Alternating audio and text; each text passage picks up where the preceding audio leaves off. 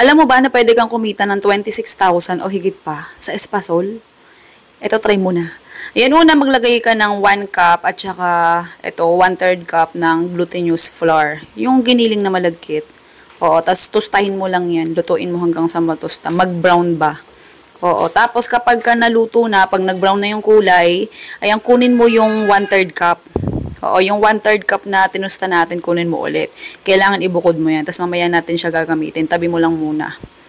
Tapos pagka natabi na natin yan, natanggal muna, tsaka mo ilagay yung 200 ml ng gata. Pwede mo ihuli to kung gusto mo.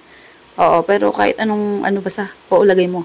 Tapos, 1/4 teaspoon ng iodized salt, at saka half cup ng, ayan, dark brown sugar.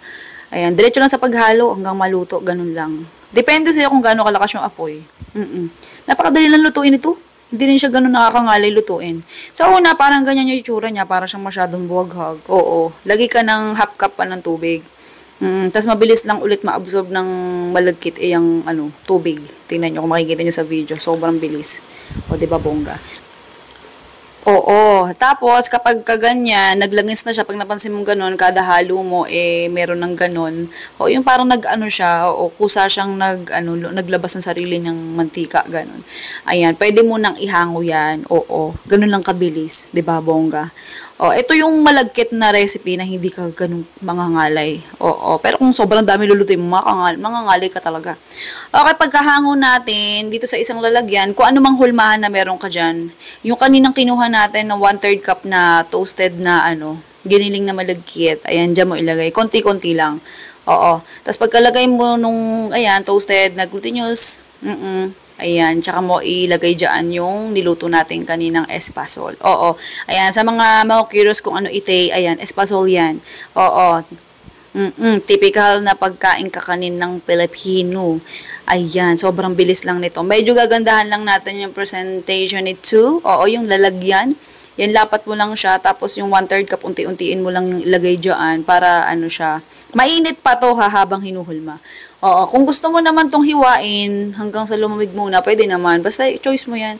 Tapos gamit tayo ng kutsilyo. Kung meron kang ibang kutsilyo, pwede naman. Pwedeng spatula gamitin mo pangkat. Pero ito ang bet kong ipang hiwa.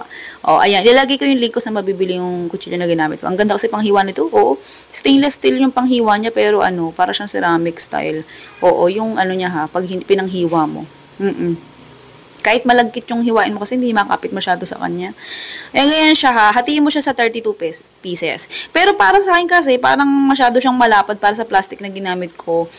Much better siguro kung medyo mas liitan nyo pa ng konti yung paghiwa. Ayan, pag mas nilitan nyo yung paghiwa, mas marami kayong magagawa. Okay, tapos yung lahat ng 1/3 cup nung kaninang toasted glutinous flour na natin, ayan, ganun yun lang gawin nyo. Gawin yung pang coating hanggang sa ma-coated nyo lahat. Tapos yung plastic na to, ayan, lagyan natin siya bawat isa. Bawat isang plastic, isang espasol. Okay, una yung anak ko pinagbalot ko. Kaya lang nahihirapan siya. Oo, yung malaki na paliit niya, sobrang talented, diba? Ayan, tingnan niyo sa video.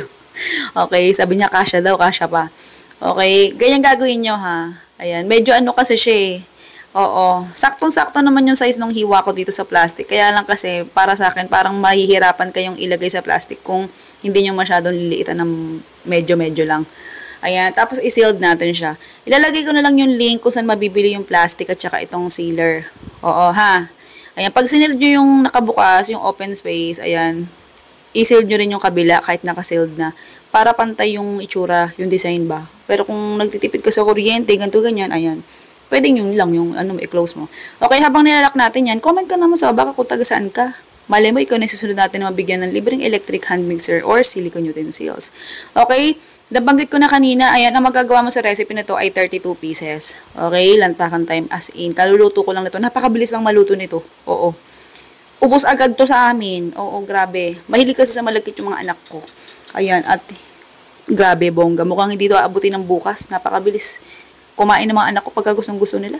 Okay, yung recipe natin, 87 pesos lang yung puhunan mo.